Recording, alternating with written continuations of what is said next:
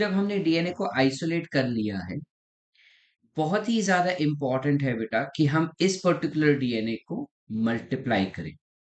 लेकिन क्या मुझे पूरा डीएनए को मल्टीप्लाई करना है? Am I interested in the entire DNA? Answer is no. I am not interested in the entire DNA. I am only interested in insulin gene. तो मैं क्या करूंगा? इस पूरे डीएनए को छोटे-छोटे टुकड़ों में तोड़ दूंगा। अब टुकड़ों में हम इसको कैसे तोड़ेंगे? With the help of fragmentation.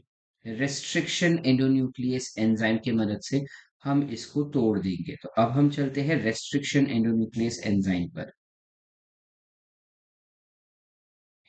You have something called as restriction enzymes. In enzymes को मॉलिक्यूलर सीजर्स भी कहते हैं बिकॉज ये डीएनए को काटने में या तोड़ने में हेल्प करता है। जहां पे ये डीएनए के अंदर के फॉस्फोडाइस्टर बॉन्ड को कट करता है। ये बहुत ही ज्यादा इंपॉर्टेंट इंफॉर्मेशन है बेटा, इसको ध्यान में रखना। To be known as molecular scissors and to be known for breaking down phosphodiester bond are two important concept that you need to know it very well. ठीक है। अब ये एग्जैक्टली काम कैसे करता है, लेकिन उसके भी पहले इसको आइडेंटिफाई कैसे किया गया था। तो how did we identify? There was a scientist जिसका नाम है वर्नर आर्बर। इस साइंटिस्ट ने सबसे पहली बारी रेस्ट्रिक्शन एंजाइम्स को डिस्कवर किया। कैसे? इन्होंने नोटिस किया कि बैक्टीरियोफाज यानी बैक्टीरिया को इन्फेक्ट करने वाला वायरस जो होता है, वो जनरली अपना डीएनए बैक्टीरिया के अंदर छोड़ देता है। अब बैक्टीरिया के अंदर जब छोड़ेगा तो बैक्टीरिया को तो पता है ना कि ये एक खूंखार चीज है जो मुझे कभी भी मार सकता है। तो बैक्टीरिया उसके रिस्पॉन्स में कोई ना कोई एंजाइम डेवलप कर रहा। तो बैक्टीरिया जब उसके रिस्पॉन्स में कोई एंजाइम प्रोड्यूस कर रहा था, वो एंजाइम इस वायरस के डीएनए को चॉप कर देता। सो host protected itself by cutting down the genetic material of virus into pieces. And that's when he realized that there are certain substances that can cut genetic material also. इस वजह से इन enzymes का नाम उन्होंने रख दिया रेस्ट्रिक्शन एंजाइम्स। यहाँ पे शब्द रेस्ट्रिक्शन का मतलब ये नहीं है कि वो रेस्ट्रिक्ट कर रहा है या वो डीएनए को चॉप कर रहा है, इसलिए रेस्ट्रिक्शन नहीं। यहाँ पे रेस्ट्रिक्शन शब्द हम इसलिए इस्तेमाल कर रहे हैं because it restricts the entry of viral DNA in bacterial DNA। Virus के डीएनए को बैक्टीरिया के डीएनए के अंदर या बैक्टीरियल सेल हम कह सकते हैं, डीएनए में बैक्टीरियल सेल के अंदर एंटर होने से रोकने का काम करता है ये रेस्ट्रिक्शन एंजाइम्स। ठीक है बेटा। ये रेस्ट्रिक्शन एंजाइम्स जो होते हैं वो दो प्रकार के होते हैं। एक जैसे हम कहते हैं एक्सोन्यूक्लियस, जो कि क्या करेगा, अगर ये हमारा डीएनए है, चलो यहीं पे हम ले लेते हैं। अगर ये हमारा डीएनए है जिसमें बाहर की तरफ कुछ इस प्रकार से न्यूक्लियोटाइड्स अटैच्ड है, तो ये क्या करता है बेटा? This is responsible for chopping down the DNA from outside. ये बाहर से एक एक न्यूक्लियोटाइड को तोड़ता है। समझे? जबकि अगर हम एंडोन्यूक्लियस के बारे में बात करें, यहीं पे अगर हम एंडोन्यूक्लियस के बारे में बात करें बेटा, तो एंडोन्यूक्लियस जो रहता है वो डीएनए को सेंटर से तोड़ता है, कुछ ऐसा। ये डिफरेंस हो जाता है। एक्सोन्यूक्लियस साइड्स में से एक एक न्यूक्लियोटाइड को निकालते जाता है। एंडोन्यूक्लियस बीच में से ही कट कर देता है। इस क्योंकि एंडोन्यूक्लियस बीच में से ही तोड़ देता है डीएनए को, इस वजह से एंडोन्यूक्लियस जो है ये ज्यादा यूजफुल हो जाता है जेनेटिक इंजीनियरिंग में। And thus endonuclease is considered or it is utilized more in genetic engineering as compared to exonuclease. Are we clear up till here, beta? I hope you are clear up till here. तो when we understand कि ये restriction enzyme exactly काम कैसे करते हैं, तो बेटा याद रखना कि ये हमेशा जो पैलिंड्रोमिक सीक्वेंस होते हैं उनको रिकॉग्नाइज करते हैं। पैलिंड्रोमिक सीक्वेंस क्या होता है? जिसको हम आगे से और पीछे से कैसे भी रीड करें वो सेम ही रीड होगा। जैसे मॉम हो गया, MOM, ठीक है। Malayalam LAM, sorry, MALYALAM, and this it reads same in the reverse as well. So this becomes an example of a sequence which is got seen. हम ऐसे रीड करें या हम ऐसे रीड करें, सेम ही मीनिंग होता है। बेटा याद रखना यहाँ पे, अ, अगर मैं गाट सी कह रहा हूं, तो अगर ये कुछ इस प्रकार से हुआ,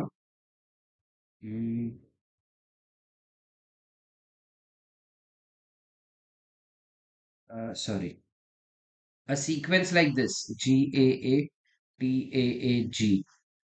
सर मैं इसको ऐसे रीड करूँ या ऐसे रीड करूँ, ये सेम ही हुआ ना? नो, ये गलत हो गया बेटा। डीएनए को हमेशा 3 प्राइम से 5 प्राइम ही रीड किया जा सकता है। 5 प्राइम से 3 prime DNA is never been read. तो मुझे इसका कॉम्प्लीमेंट्री सीक्वेंस जब रीड करूं, तब it should be having same reading frame. जैसे यहाँ पे हम देख सकते हैं, GAATTC को मैं उल्टा रीड करूँ तो वो सेम नहीं होता, ठीक है। या 3 प्राइम से 5 प्राइम विल बी CTTAAG। यहाँ भी 3 प्राइम से 5 प्राइम में सेम होता है। 5 प्राइम से 3 prime will be different, it will not be same. Remember this part, right? Now going ahead, इन पैलिंड्रोमिक सीक्वेंस को you can also call it as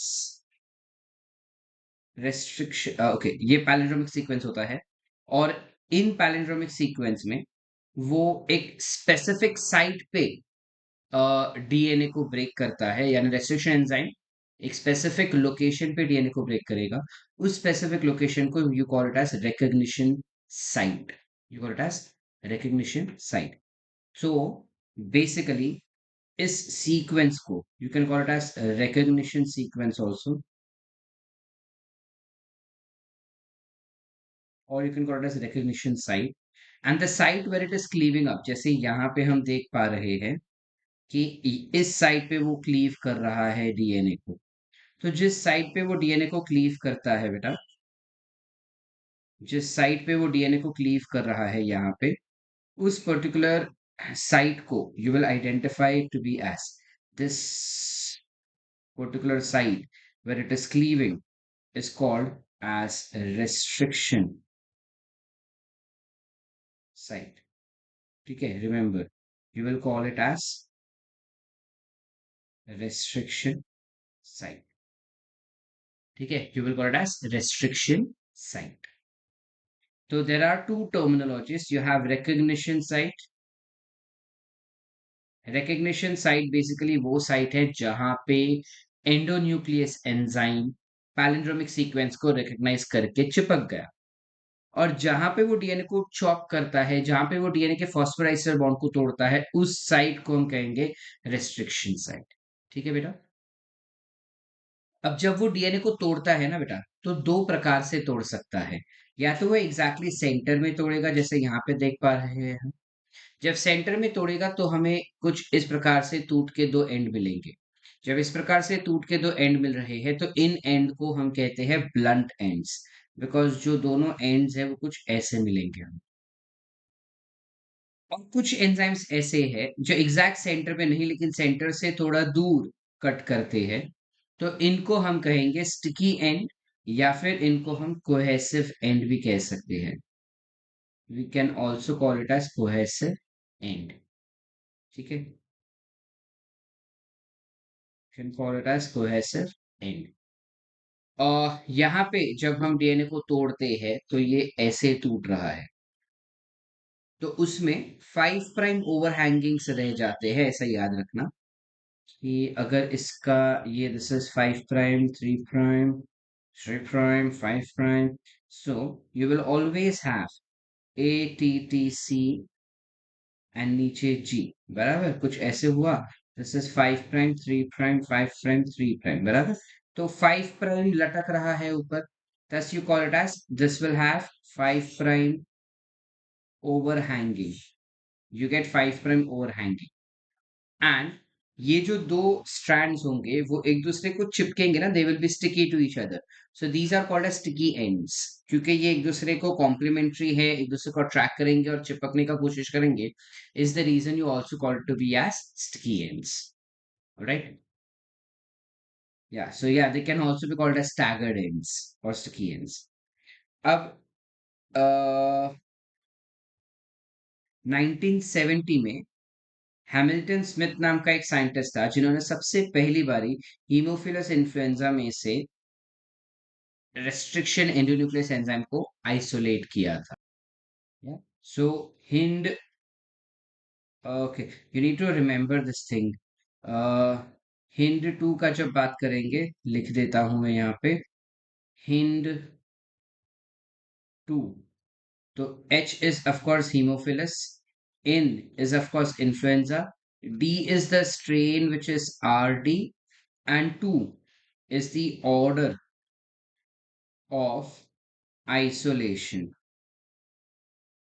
So इसको सेकंड आइसोलेट किया गया था, लेकिन डिस्कवर सबसे पहला ये किया गया है। ठीक है, और यहाँ पे ये जो R है ना, दैट इज RY13, ये हमको आ सकता है नीट एग्जाम। ठीक है, ये सारे बेसिक्स याद रखना है अपने को। सो नाउ हमने डीएनए को चॉप कर दिया with the help of restriction enzyme.